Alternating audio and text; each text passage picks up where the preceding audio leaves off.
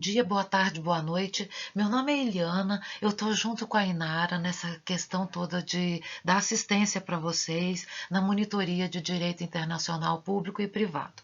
Nesse momento, a gente vai ficar mais focado com direito internacional público, para mais tarde a gente entrar no privado, tá bom?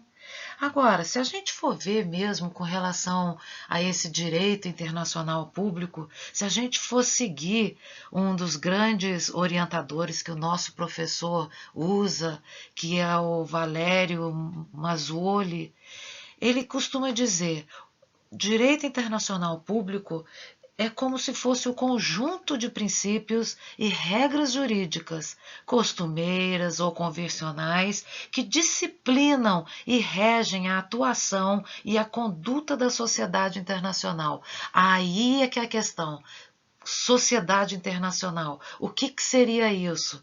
Ela é formada por estados, organizações intergovernamentais, internacionais e também pelas empresas e pelos indivíduos. Então, vocês vão ver através dessa parte da monitoria, vocês vão ver que existe um lado muito fascinante nesse direito internacional. Espero que vocês tenham a mesma sensação que eu. Então, seguindo a mesma ideia do slide anterior, vamos ver.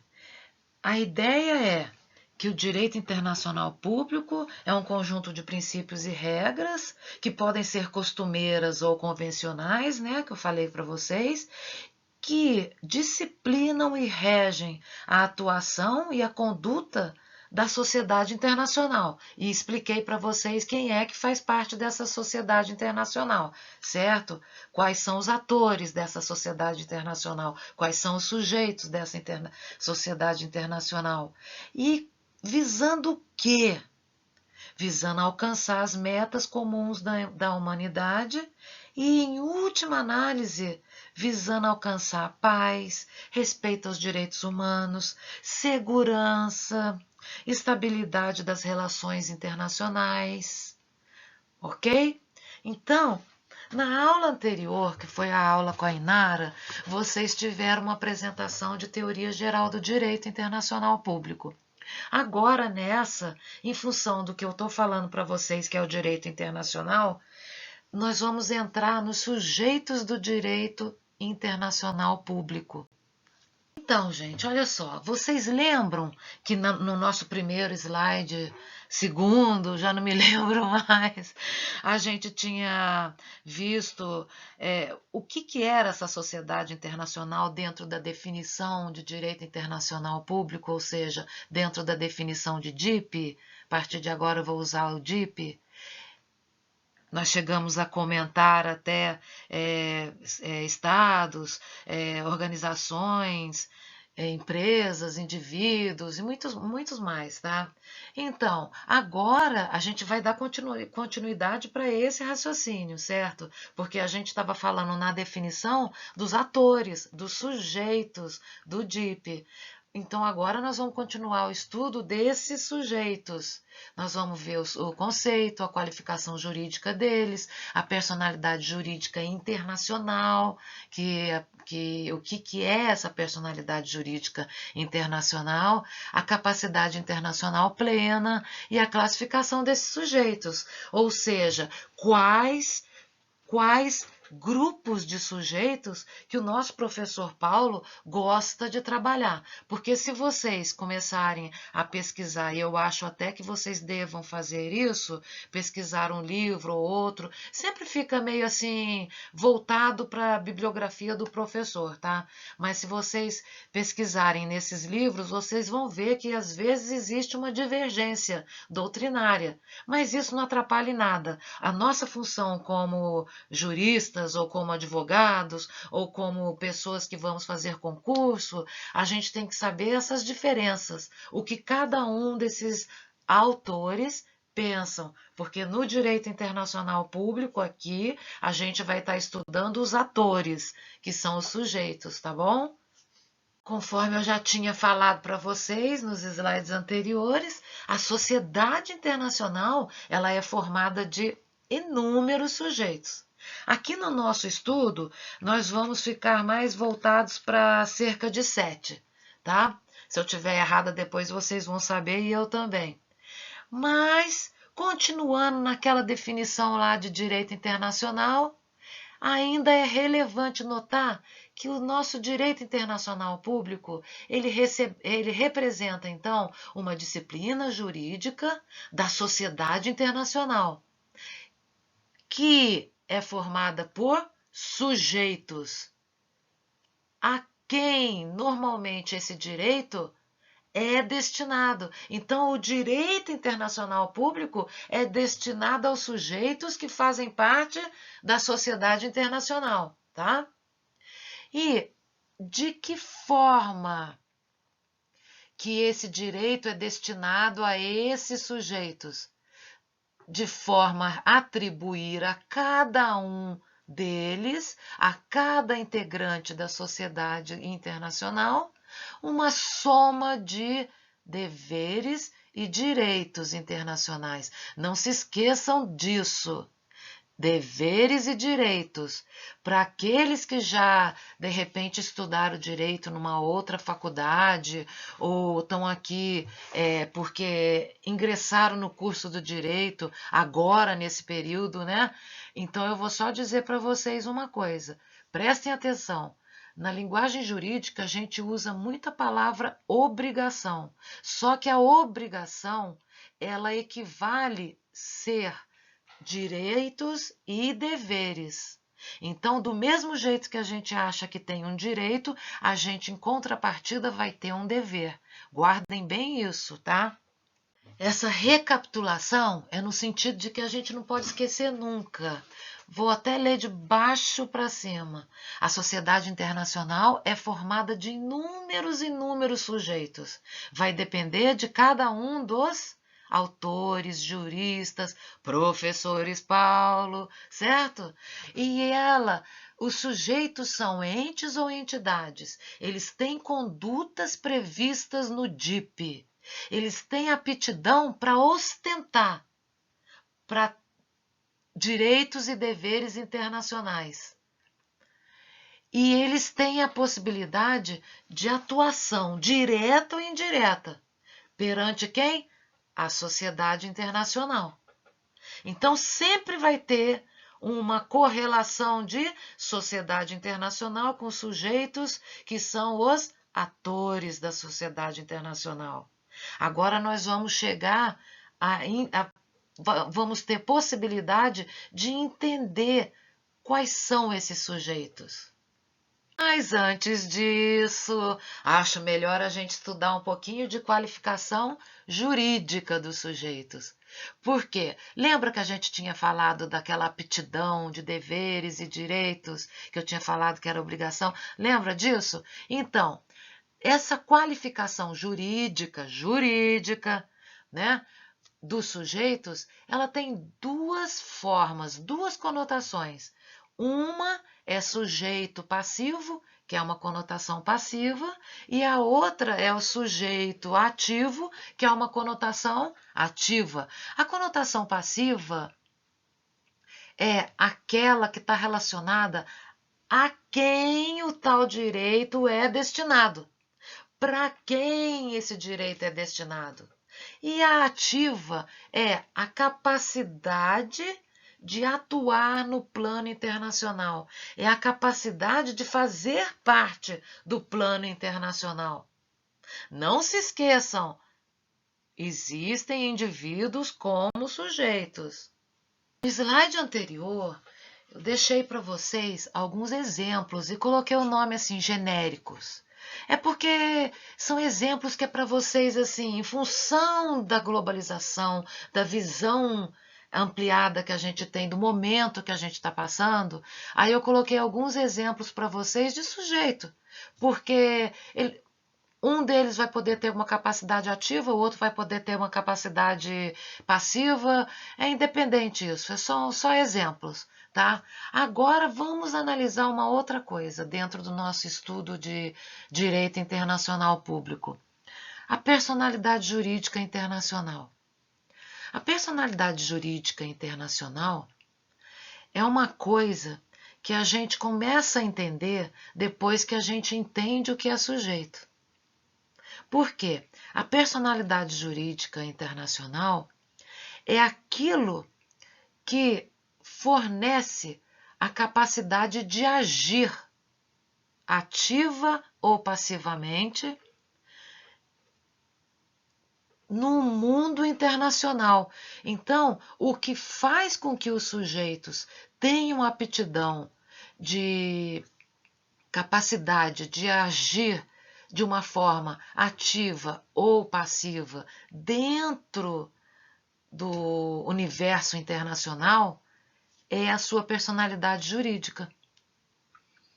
Porque essa personalidade jurídica é a aptidão para titularidade de direitos e obrigações, direitos e deveres perante essa sociedade.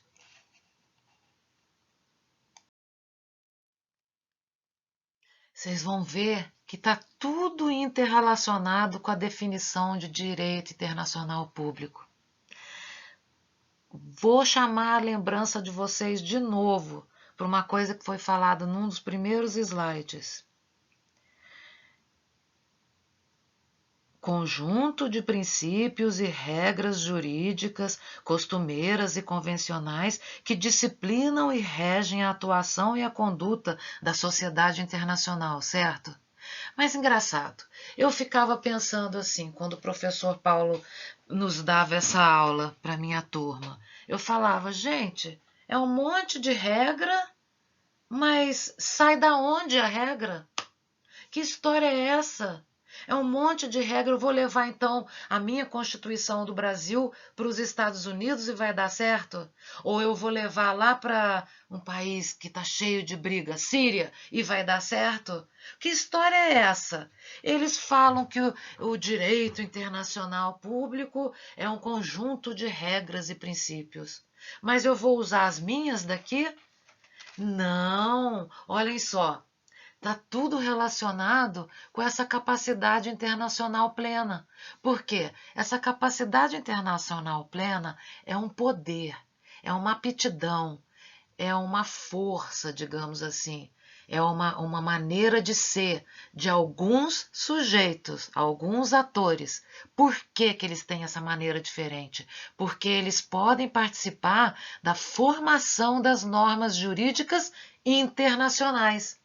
Então, vai haver sempre um grupo de sujeitos internacionais, né? Sujeitos do DIP, que vão poder atuar na formação pela capacitação deles, ou seja, pela capacidade internacional plena deles.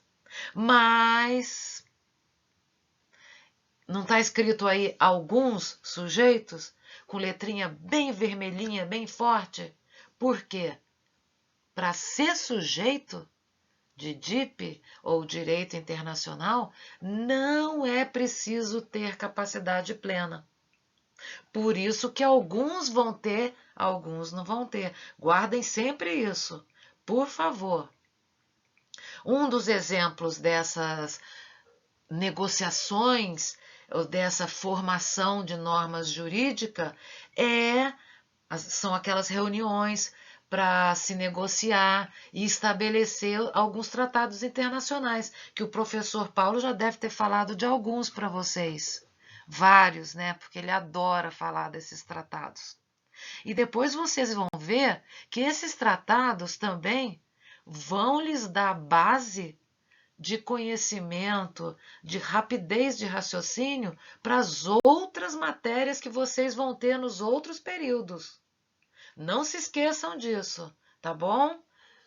Assim, como a gente já está falando, os sujeitos, eles são divididos e essa divisão de sujeitos chama-se classificação dos sujeitos, ou seja, para cada um dos grupos dentro dessa classificação, a gente vai ter um tipo de sujeito.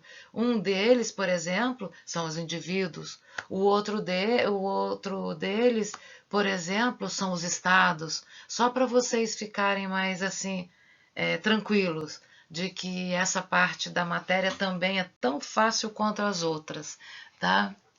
E assim a gente começa a parte mais interessante. Não se assustem. Parece que tem muita coisa aí, mas foi tudo proposital. Foi muito difícil fazer esse quadro para vocês. Eu tentei fazer de maneira que, com a visão, com um tipo de memória visual, vocês conseguissem guardar as diferenças. Então vamos lá. Classificação dos sujeitos, né? A gente tem os estados, que estado a gente sabe que é formado por território, povo e governo, né?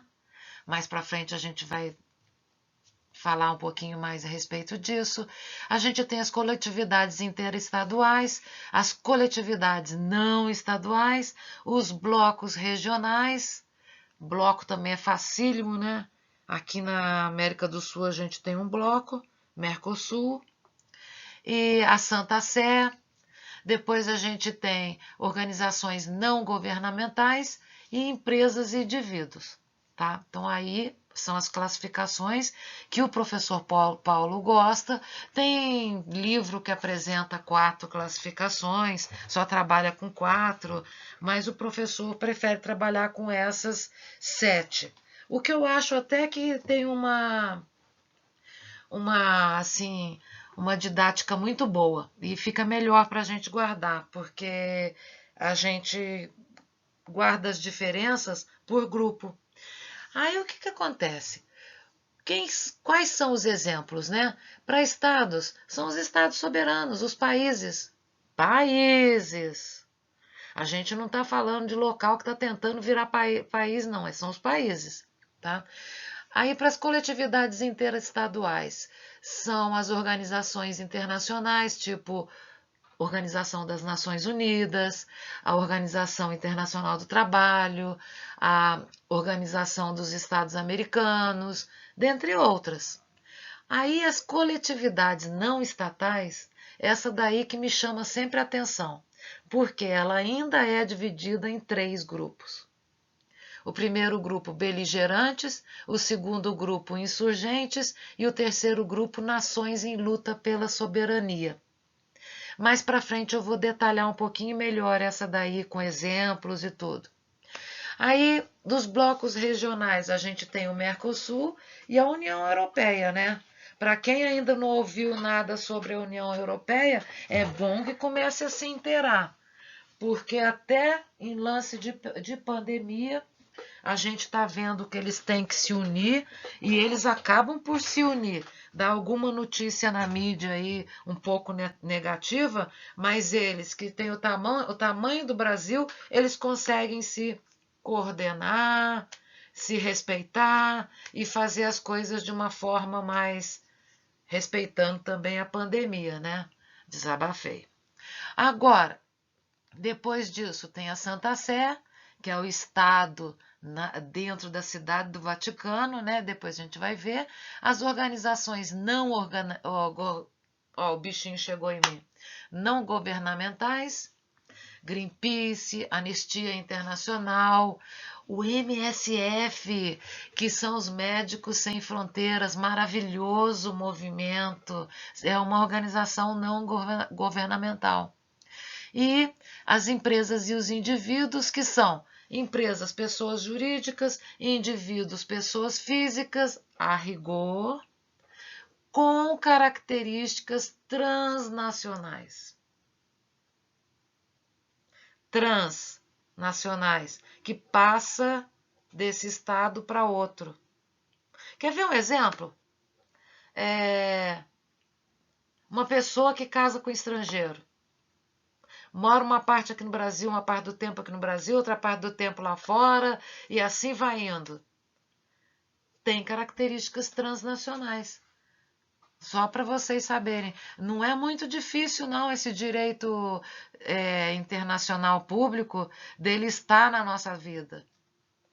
Só que depois eu quero que vocês prestem atenção, à medida que a gente vai se aprofundando nessa classificação dos sujeitos, eu quero que vocês prestem atenção na capacidade internacional plena, ou seja, o que está de vermelho é quem não tem capacidade internacional plena: insurgentes, organizações não governamentais, empresas e indivíduos.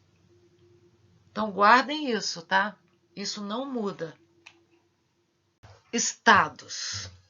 Estados foi aquilo que eu falei para vocês.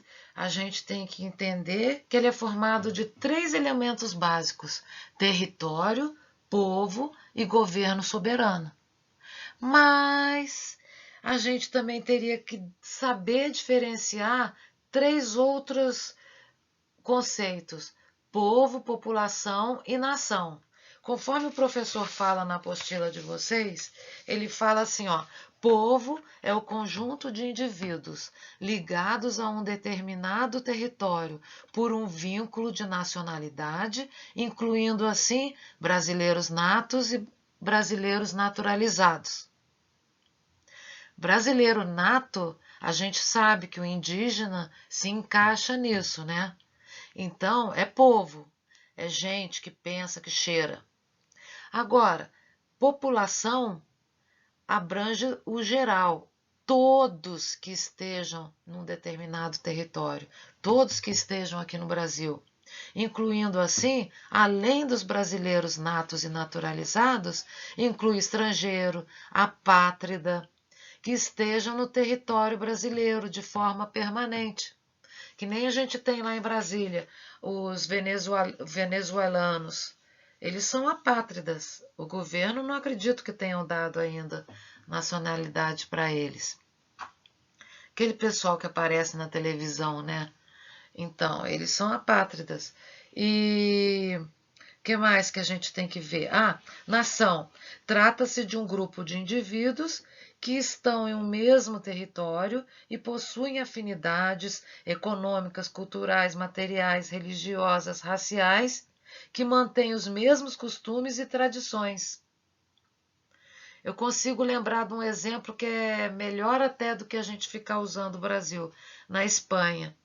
Na Espanha você tem um monte de gente diferente, é como se fossem várias nações, né? Várias culturas, mas eles acabam se respeitando numa só, até que um grupo ou outro resolva que tem que se separar do restante. Então, vamos ver o que acontece, né? Hoje, por enquanto, tá todo mundo junto na mesma, né? Na união. Mas vamos ver o que acontece mais para frente. E depois vocês terminam de ler isso daqui para ficar mais por dentro, mas não se esqueçam que Estado tem capacidade internacional plena. As coletividades interestaduais são também conhecidas como organizações internacionais ou organizações intergovernamentais, e elas são entidades criadas por acordos, ou seja, elas são criadas por tratados internacionais. Se vai ter tratado internacional, tem regra, tem lei, tudo, a gente já associa, tem capacidade internacional plena. Porque eles, além da personalidade jurídica, eles também têm a capacidade internacional plena, que é aquela que lhes dá chance de trabalhar em acordos, né?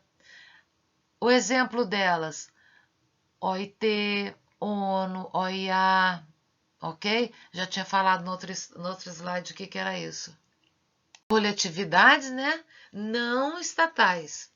São as mais importantes do nosso estudo, são as beligerantes, insurgentes e as nações em luta pela soberania. As beligerantes sempre vai ser movimento armado politicamente organizado. Os objetivos desse movimento são os políticos. Eles querem fazer ou um desmembramento ou uma mudança de governo ou regime vigentes. É parecido ou é uma guerra civil. São os beligerantes. Agora, os insurgentes são movimentos com o fim de modificar o sistema político-social. Só quer modificar. Tipo assim, fala, fala, fala e só está querendo aquela visibilidade, aquela ascensão ao poder. Por quê? Porque eles querem reestruturar a ordem constitucional vigente. Eles não estão satisfeitos com o que está acontecendo e eles querem reestruturar. Não tem nada a ver com o que a gente está passando hoje em dia, não, tá? São movimentos mais organizados, o objetivo é claro, não existe essa alternância de posições, é sempre um objetivo claro. Tipo, no caso dos insurgentes, eles querem reestruturar a ordem constitucional. A ordem é tudo. E as nações em luta pela soberania são movimentos de independência nacional, que acaba sendo ignorado. Não, assim, não é que é ignorado, eles não são ignorados pelas relações internacionais, mas são aqueles movimentos que, como é que eu vou lembrar de algum? Foi na época lá da Palestina, teve também na Espanha um grupo deles lá achando que tinha que se separar, esqueci o nome, mas tinha que se separar do restante da Espanha. Mas,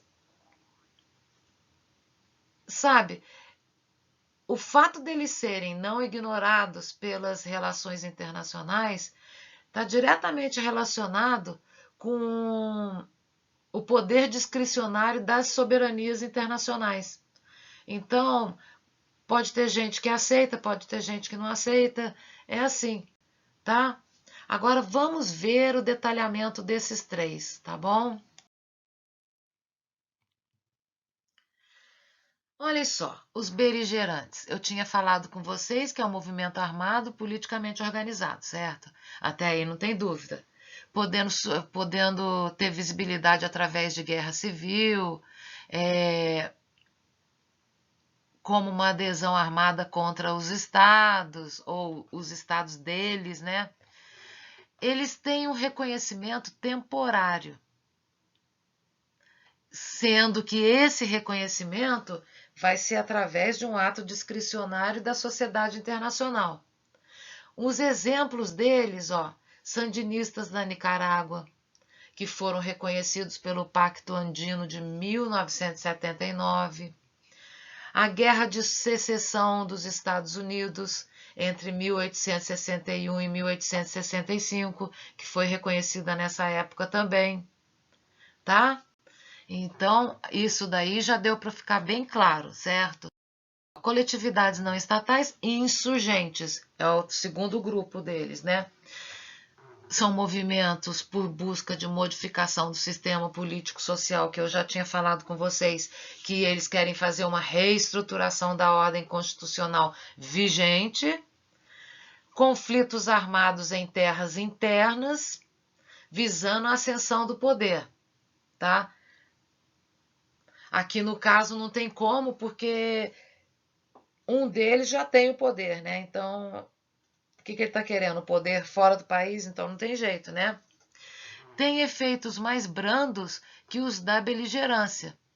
A exemplo de revolta armada de 1893, entre os grupos da Marinha contra o governo do Floriano Peixoto, a luta contra o regime colonialista que aconteceu na época da colonização, lutas com o objetivo social de tentar colocar fim ao racismo, lutas com o objetivo de fim de discriminação em um dado território, e assim por diante, tá?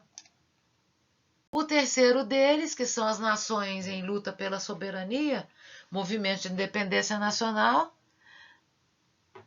e, tipo, para eles não serem ignorados nas relações internacionais, isso daí acontece através de um ato discricionário das soberanias, das sociedades internacionais. podem ter origem na beligerância ou na insurgência. Existe um ponto confuso aí. Um desses dois movimentos pode dar origem para esse movimento de nações em luta pela soberania, tá bom? Os exemplos que a gente tem deles foi o que aconteceu na Argélia, no século XX, a Organização para a Libertação da Palestina também no século XX, os blocos regionais, lembram? A União Europeia, Mercosul, que tem capacidade internacional plena. Eles se formam através de tratados entre os integrantes por metas e objetivos comuns, entre todos os Estados-membros. Essas metas, esses objetivos, eles determinam regras de conduta, regras de controle e regras de integração da economia. Pode ser até regras de controle da economia também, tá?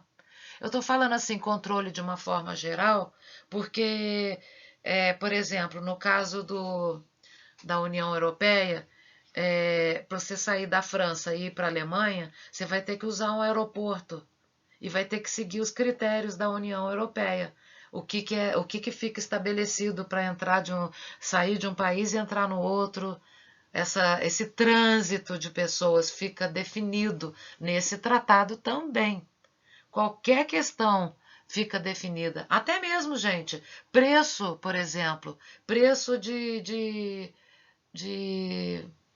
agora eu vou fazer uma coisa irônica. Preço de lata de condensado, por exemplo, fica tudo definido. Uma coisa que eu vi assim que estava definida, bem definida lá, passando por vários países, era que todo mundo ficava pedindo para levar aquelas cápsulas de ômega, apesar de que na Europa é mais caro, mas o preço era sempre o mesmo, praticamente.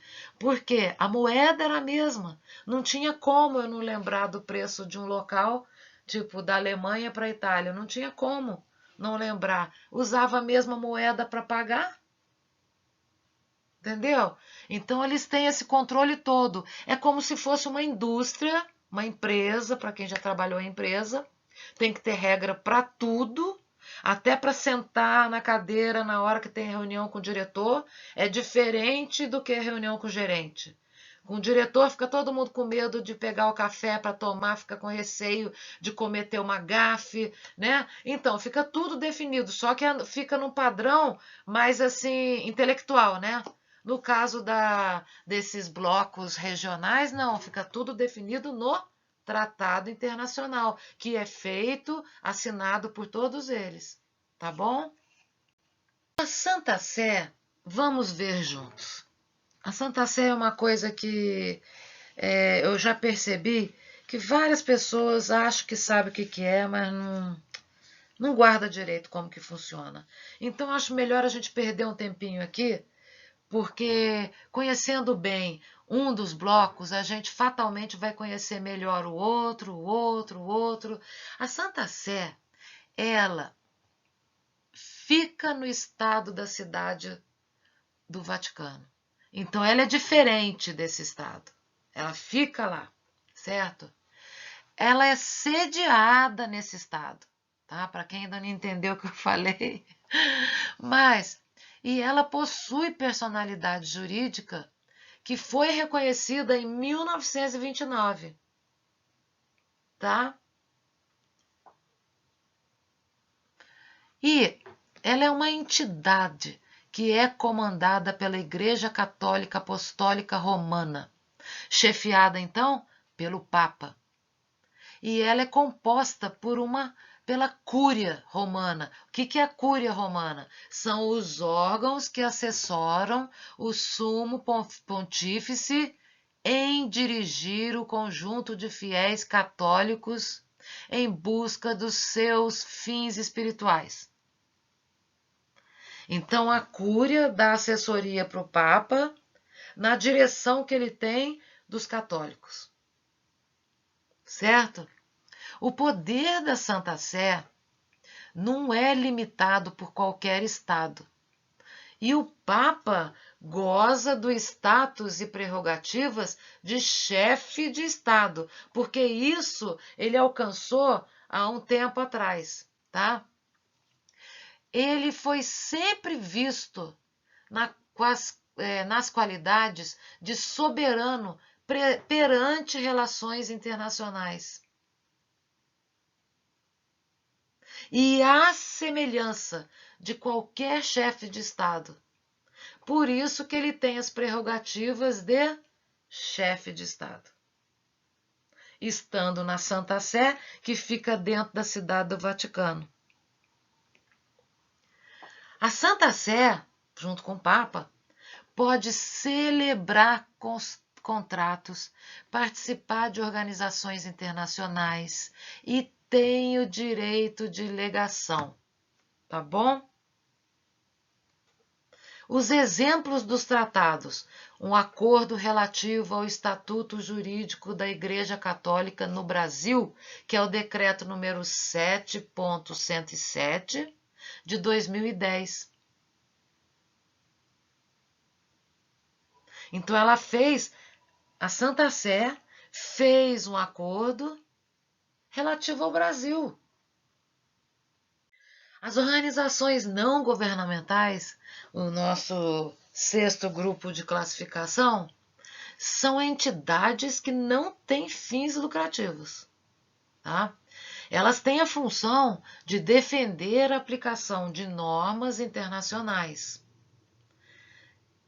que estejam especificamente, prioritariamente, no grupo de ou no campo de direitos humanos, meio ambiente e cultural. Elas não têm capacidade internacional plena. E elas participam como observadoras nos tratados e organizações internacionais.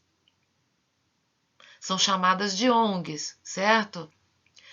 E elas conseguem, elas têm aptidão, elas sabem recorrer a foros internacionais em defesa daqueles 3 direitos que eu falei. Direitos e interesses das pessoas. Direitos humanos, meio ambiente, culturais. Ok? E como exemplo dessas ONGs, a gente tem a Anistia Internacional, o Comitê Olímpico Internacional, o Greenpeace, o MSF, Médicos Sem Fronteira, né? São esses o que eu consigo me lembrar agora no momento. Então, e as empresas e os indivíduos, eles não têm capacidade internacional plena. A empresa, se a gente for analisar, ela tem uma grande participação no cenário atual. A gente dá um passo, já esbarra com alguma coisa importada, né? E isso não acontece só aqui com a gente, acontece em tudo quanto é lugar que a gente vá, qualquer estado que a gente vá, é a mesma coisa, sempre tem muita coisa importada. Então, a nível nacional ou internacional, tem uma grande participação das empresas no mercado. Por isso que está havendo toda essa movimentação para visualizar as empresas dentro do direito internacional como um sujeito de direito internacional. São consideradas também sujeitos do direito internacional porque elas exercem influência nas decisões dessa sociedade que a gente às vezes fica só olhando do nosso país, mas tem que olhar um pouquinho mais longe, que é essa sociedade internacional, para assuntos de interesse global. Entendeu? Vocês veem aí, no caso da pandemia mesmo, o que aconteceu? Na hora que faltou insumo no lugar, sem que todo mundo achasse que pudesse acontecer, houve atenção dos outros estados com a gente. Ó, a gente recebeu máscara, a gente recebeu respirador de outros estados, a gente recebeu até mesmo insumo de vacina na frente do outro. É que às vezes, sei lá, a gente não consegue ter tempo para ficar por dentro disso tudo que acontece. Mas em função do interesse global, né?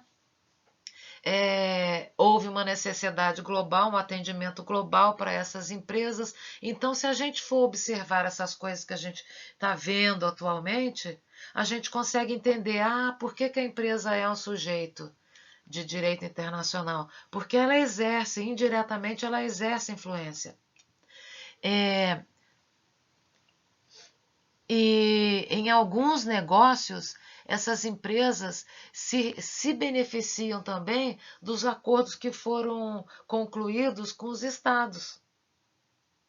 Pode ser estado próprio nosso país, como pode ser qualquer outro estado.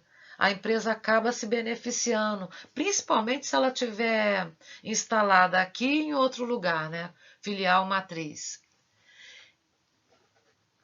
E tem uma outra coisa também que as empresas conseguem fazer, que nessa pandemia a gente está vendo claramente, né? As empresas conseguem celebrar acordos diretamente com os estados, com os governos. Ela faz um contrato, ela faz um acordo. Normalmente é chamado de contrato, né? Mas ela faz um acordo com os governos. Haja vista, por exemplo, a aquisição de qualquer vacina, sempre está tendo um acordo com o governo federal e não com as empresas em particular, né? Mas é um acordo da empresa que fabrica com o governo federal. Como também existe acordo do Brasil com qualquer outra empresa lá fora. O lance da exportação de soja. Tem que ter sido feito um contrato também. Então, é bem por aí. Mas elas não têm capacidade internacional plena. A capacidade da empresa fica muito limitada a ela, a aquele tipo de negócio, né? E os indivíduos, muito menos, vão ter essa capacidade internacional plena. Mas, em função da multiplicação de tratados internacionais, que vocês já devem estar sabendo que a maioria dos tratados são voltados a interesses de manutenção de direitos humanos, né? A maioria deles é para isso, qualquer coisa relacionada a direitos humanos. Então, sempre está havendo muitos tratados internacionais com esse enfoque, né? E os indivíduos, globalmente, acabam por terem que ser detentores de uma personalidade jurídica, de uma responsabilidade jurídica em função disso. Por exemplo, o indivíduo vai poder ingressar nas instâncias internacionais.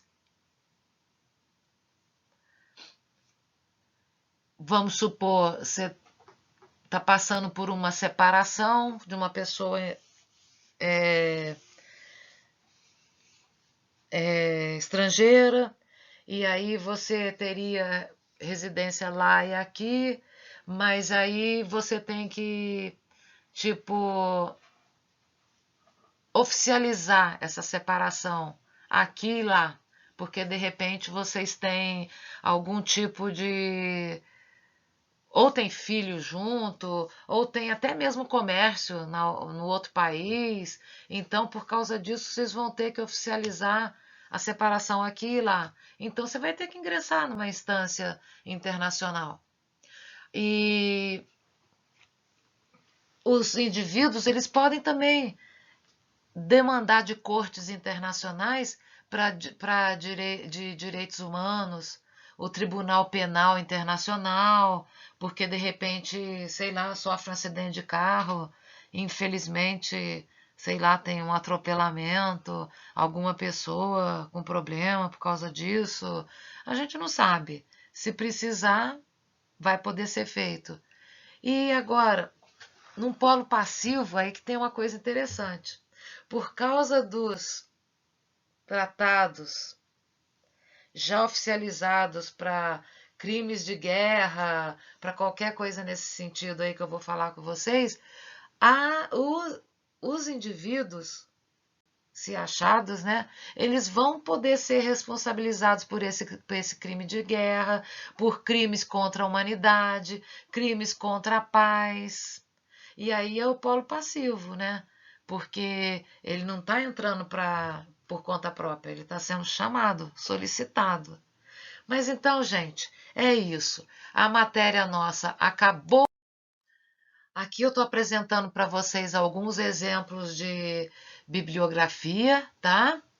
E na página seguinte, vocês têm que chegar na página seguinte para ver. De qualquer maneira, muito obrigada pela atenção. Espero ter podido ajudá-los.